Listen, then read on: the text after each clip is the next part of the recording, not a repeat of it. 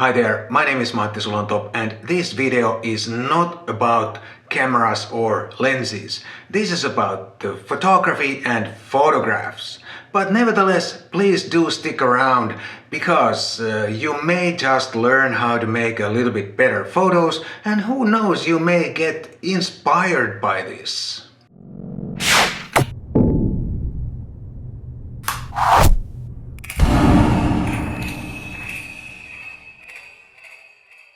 We all, and by we all I mean me, you, everybody, we tend to talk way too much about our gear.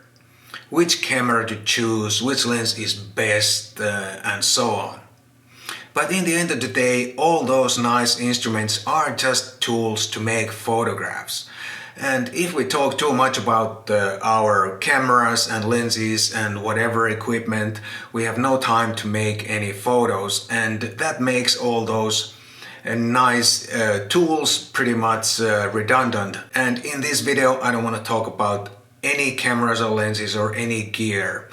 I'd like to show you one particular photo project. I'm a documentarist in my heart and a big proponent of documenting your close surroundings, your own life and what's happening around you.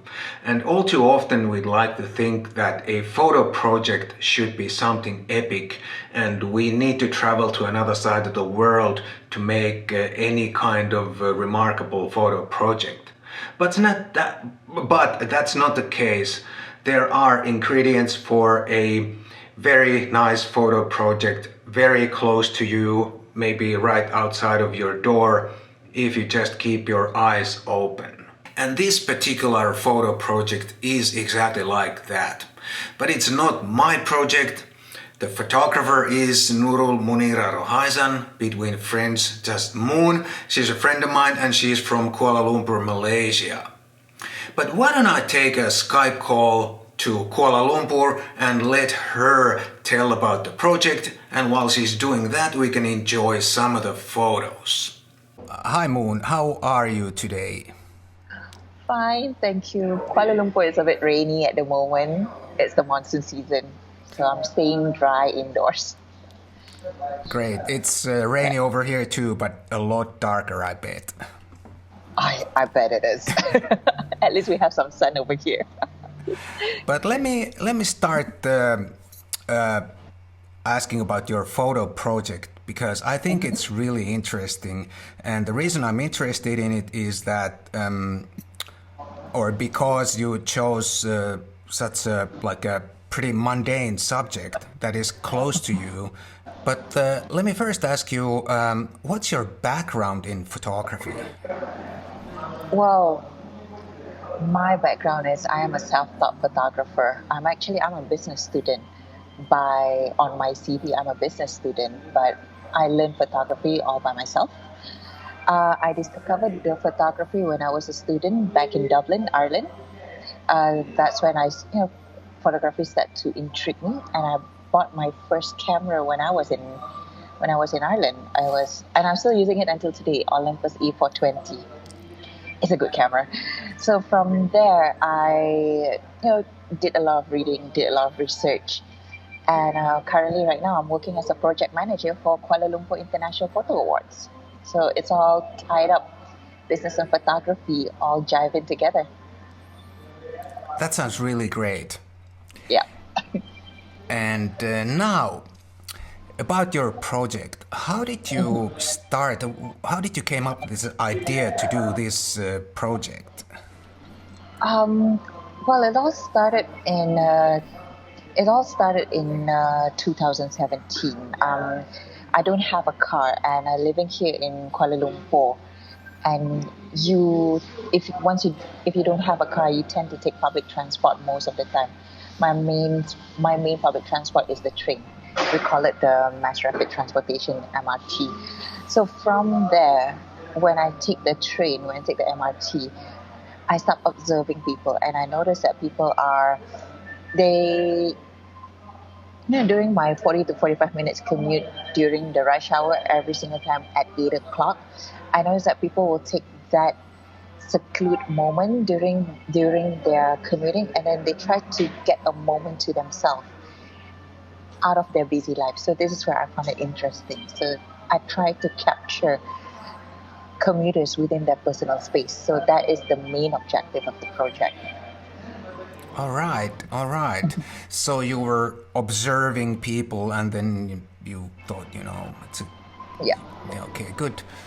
Oh, my next question would be, how long have you been on this? But you already told me you started in. Yeah, 2017.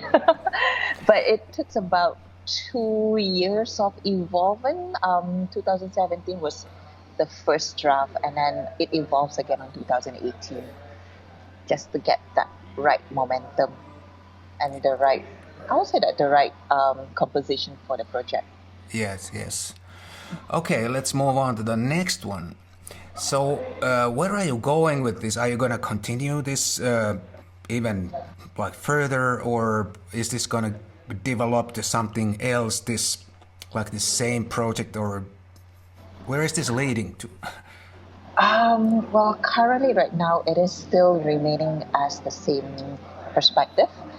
But yeah, I'm still trying to figure out what can I do to elevate the project further. Maybe, but I need to do a lot of research in legal wise, and what can I take the concept out of the box. So it's still within a researching process of how I can take how I can take the project further. Who knows? Maybe 2020 is going to be a new concept of a life of a commuter. You All just right. have to wait and see. Yeah. All right. Next, it seems that you always get the same composition and same like a location on the train. How do you manage Yeah. that, and how does that happen? Oh, okay.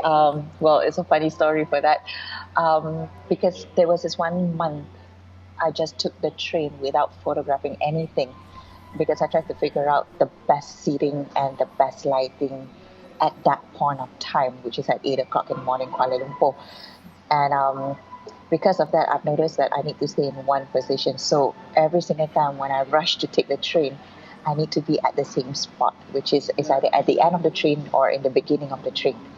And also, it depends on the direction that I go. If I go towards the north, I need to be at the end of the train so that I can capture the light. If I'm going to the south, I need to be at the beginning of the train in order for me to capture the light. So it's all depending on where is my meeting at that day, what time will I need to be in, and I need to be either on the front of the train or at the back of the train to capture the same silhouette or the same composition every time. All So right. it's all about thought and process inside my mind. So you kind of did some research before you started even taking the pictures, right? Yes, yes. So that's, It is a must. of course, a foundation. Yes. Okay, you were on the train, and the people are obviously your subjects are really close to you. Do you ever interact with those people, or just Oh no, no, because the main objective, the main statement of the project is to capture the commuter within their personal space. So if I interacted with them, it means that I'm intruding their personal space. So I need to capture them in their personal moment. So without them knowing that I captured them. So it is a bit tricky, especially in that close quarters. So you have to be really stealthful if you try to capture that moment. all right? So Yeah, you want to continue? yeah, no, no, no. Did anyone ever tell you not to take the photo? No, but there was a funny story about it. People doesn't know that I'm taking that picture, but one of my fan base encountered me while I was doing my shooting in the train, and she asked if she can be part of the project. So that was the highlight of my day. So that was interesting. So I never asked. There was never a people ask me to say no, but I do receive one yes. Can she be in the project itself? So yeah. Okay, So that's it's a really no and a funny. yes. Yes. Okay, let's move to the next one, which is actually the last question I have on the list. But what kind of camera did you use in this project? I'm sure many people are interested to know. Well, I don't use a camera. I use a mobile phone, and to be specific, I use Oppo C4H1701. I did no, because I received this question a lot. People thought that I'm using an iPhone, or people thought I'm using some sort of a street photography favorite, which is Ricoh GR. But nope, this is it, Oppo. So wow. Yes. But So it's fully captured and edited through phone. why did you choose a phone? It's at that point, it was a huge subject in Malaysia about mobile photography, and a lot of people were comparing between mobile photography and an actual camera. And at the same time, there's a lot of ridiculousness when it comes to, oh, you need to have a certain gadget to capture a certain profile or a certain profile or a certain photography series. So I was kind of okay, the phone that I have on me is only Oppo, and it's not about what you have, it's about how you master your tools and then capture it. So first of all, I'm doing the photography series because I want to prove a point. It's not about your gadget, it's about who you are. You need to master your talent.